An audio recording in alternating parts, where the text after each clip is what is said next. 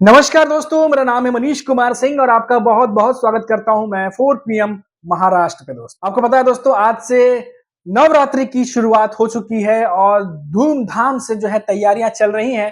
लोग घरों में पूजा कर रहे हैं, बाहर भी पंडाल लग रहे हैं और इसी बीच राजनेता कैसे पीछे रह सकते हैं और महाराष्ट्र में चुनावी सरगर्मियां बढ़ी हुई हैं और तमाम राजनीतिक दल नए नए तरीके और नई नई स्ट्रेटेजीज के साथ जो है वो सामने आ रहे हैं। और इसी कड़ी को आगे बढ़ाते हुए यूबीटी पक्ष की तरफ से एक थीम सॉन्ग लॉन्च कर दिया गया और ये थीम सॉन्ग जो है, बताया जा रहा है कि जो नेता है यूबीटी पक्ष के, जो कार्यकर्ता हैं, उनमें जोश भरने के लिए ये थीम सॉन्ग लॉन्च किया गया और साथ ही साथ जो अपोजिशन है उस पर हमला भी किया गया है। आपको बता दें कि मशाल थाम लो गीत जो है, ये थीम सॉन्ग जो है वो लॉन्च किया गया है। मशाल गीत जारी करने के दौरान यूबीटी अध्यक्ष जो है उद्धव ठाकरे ने कहा कि आज से नवरात्र की शुरुआत हो गई है। परंपरा के अनुसार हम दशहरा सभा के लिए शिवाजी पार्क में मिलेंगे। उन्होंने कहा कि जगदम्बा एक उत्सव है, महिषासुर मर्दिनी असुरों का वध करने वाली माता का दिन है, जिन्होंने असुरों का संहार किया। ये बात यूपीटी पक्ष के नेता उद्धव ठाकरे कहते नजर आ रहे हैं। और साथ ही साथ उद्धव ठाकरे ने इस दौरान महाराष्ट्र की कानून व्यवस्था का मुद्दा भी जोर शोर से उठाया। उन्होंने कहा कि आज राज्य में अराजकता का माहौल है, प्रदेश में नकल का खेल चल रहा है और उन्होंने कहा कि पार्टी ने शिवाजी महाराज के प्रदेश में अराजकता फैलाने वाले दुष्टों का संहार करने के लिए यह गाना बनाया है। ये गीत आज देवी और प्रदेश की जनता के चरणों में प्रस्तुत है। तो ये जो है बड़ा ही एक तरीके से जबरदस्त तरीके से नवरात्र में जो है ये थीम सॉन्ग आया है और इसे बहुत ही जोर शोर से यूबीटी पक्ष की तरफ से जो है वो प्रमोट किया गया है।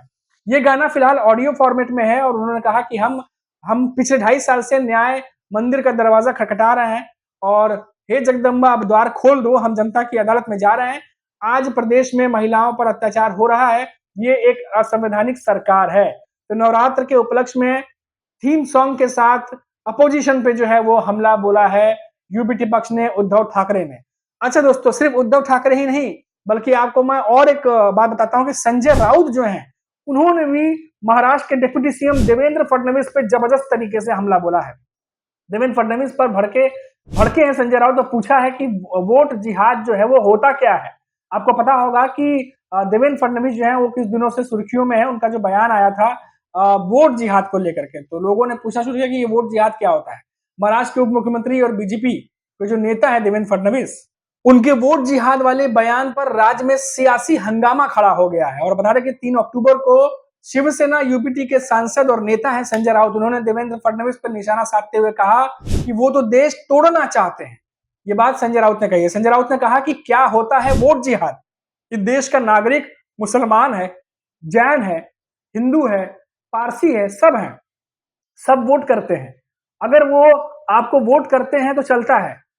और वोट जिहाद की बात है तो आप बीजेपी जो मुसलमान और महिलाएं हैं उनके लिए 3 तलाक कानून क्यों लाए हैं? फिर आपको और समाज के लोग वोट देते हैं तो क्या आप कहेंगे? इसी का एक उदाहरण देते हुए संजय राउत ने कहा कि महाराष्ट्र में गुजरात के जो लोग हैं वो वोट देते हैं तो क्या आप कहेंगे? क्या आप उसको क्या कहेंगे? गुजरातियों का वोट जिहाद कहेंगे? फडणवीस जैसे लोग देश को तोड़ना चाहते हैं, ये गांधी जी का देश है, इस तरह का बयान दे रहे हैं। ये सब उनके दिमाग का कचरा है एक तरीके से। ये बात कहते हुए संजय राउत नजर आए हैं। दूसरी तरफ अजीत पवार कहते हैं कि हम मुस्लिमों को 10% वोट देंगे, मतलब कैंडिडेट देंगे हमारे पार्टी से। तो किस तरह से क्या होता है वोट जिहाद, मुझे बताइए।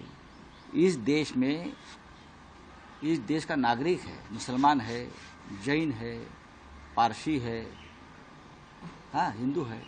अगर इस देश के नागरिक है और वो वोट करते हैं, अगर आपको वोट करता है तो चलता है क्या? अगर ये वोट जिहाद की बात है तो आपने मुस्लिम महिलाओं के लिए ट्रिपल तलाक का कानून क्यों लाया भाई? क्यों लाया?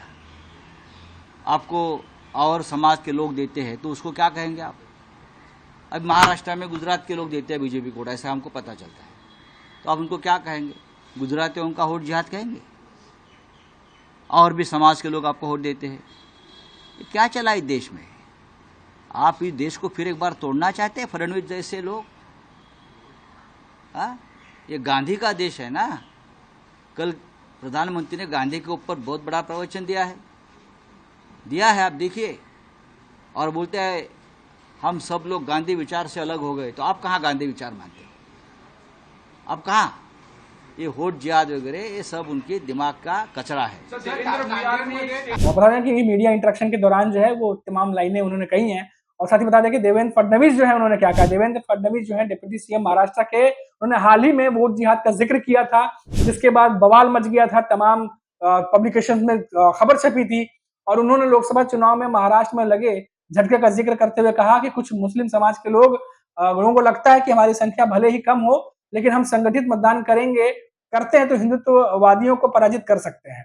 फडणवीस ने इन दिनों को महायुति में सीट बंटवारे को लेकर लगातार वो बैठक चल रहे हैं उनका, और महायुति का मुकाबला इस बार महाविकास अघाड़ी से, और तमाम जो बयान आ रहे हैं वो उन्हीं से जोड़ करके देखा जा रहा है, क्योंकि इस समय नेता जो है वो एक दूसरे को घेरने का कोई भी चांस जो है वो छोड़ना नहीं चाह रहे। और जैसा कि मैंने आपको बताया कि संजय राउत जो है उन्होंने देवेंद्र फडणवीस पे जो एक तरीके से कटाक्ष किया है, हमला भी बोला है, जवाबी हमला, और देवेंद्र फडणवीस को घेरने की कोशिश जो है उन्होंने की है। अब देखिए, आपको बता दें कि जिस तरीके से यूबीटी पक्ष है लगातार हमलावर है, और आपको बता दें कि उद्धव ठाकरे ने अभी एक रैली की थी, संबोधन किया था उन्होंने, जो कि जो महाराष्ट्र के जो इंटरनेट में जाकर के उन्होंने कई सारी रैलियां की है, वहां से उन्होंने चुनावी बिगुल जो है वो फूका है। और हमेशा जो उद्धव ठाकरे उनके निशाने पर रहते हैं एकनाथ शिंदे और बीजेपी के बड़े नेता। वहीं संजय राउत जो है वो रोज प्रेस वार्ता करते हैं और रोज किसी न किसी मुद्दे पर सरकार को घेरने की कोशिश करते हैं। अब एनडीए के जो तमाम नेता हैं, चाहे वो शरद पवार हो, चाहे वो उद्धव ठाकरे हो, चाहे वो नाना पटोले हो, लगातार एनडीए की तरफ से कोशिश है कि ये जो लोकसभा चुनावों के बाद महायुति की जो एक तरीके से कह सकते हैं मजबूती जो हिली है उसको बरकरार रखा जाए, और लगातार जो मुद्दे उन्हें मिल रहे हैं उस मुद्दों को भुनाते हुए, जो कई बार बीजेपी के नेता बात करें, महायुति के नेता खुद बयान ऐसे कुछ दे जाते हैं जिसको लेकर के फिर बखेड़ा खड़ा हो जाता है, और उसी को लेकर के अब एमबीए के नेता वापस से महायुति के नेताओं को घेरना शुरू कर रहे हैं, जिसका ताजा उदाहरण जो है वो देवेंद्र फडणवीस का बयान और संजय राउत का उस पर रिएक्शन आया है। हालांकि संजय राउत के इस बयान के बाद भी बीजेपी के या देवेंद्र फडणवीस से कोई ना कोई रिएक्शन आना स्वाभाविक है और आएगा, और जैसे ही वो रिएक्शन आएगा कि फिर संजय राउत के इस बयान पर देवेंद्र फडणवीस या बीजेपी के दूसरे नेता क्या कहते हैं वो भी हम आपको बताएंगे दोस्तों। फिलहाल यूबीटी पक्ष ने एक जबरदस्त तरीके से एक दाव खेला है, नवरात्र में जो है थीम सॉन्ग लेकर के वो आए हैं, जिसको तमाम यूबीटी पक्ष के जो कार्यकर्ता हैं वो उससे सर्कुलेट कर रहे हैं, सब जगह भेज रहे हैं, और लगातार उसके बारे में बातचीत हो रही है। और यूबीटी पक्ष का जितने भी कार्यकर्ता और नेता हैं उनका मनोबल बढ़ाने और साथ ही साथ महायुति के नेताओं को निशाने पर रखने के लिए परफेक्ट नवरात्र के टाइम पर जो है ये थीम सॉन्ग लाया गया है।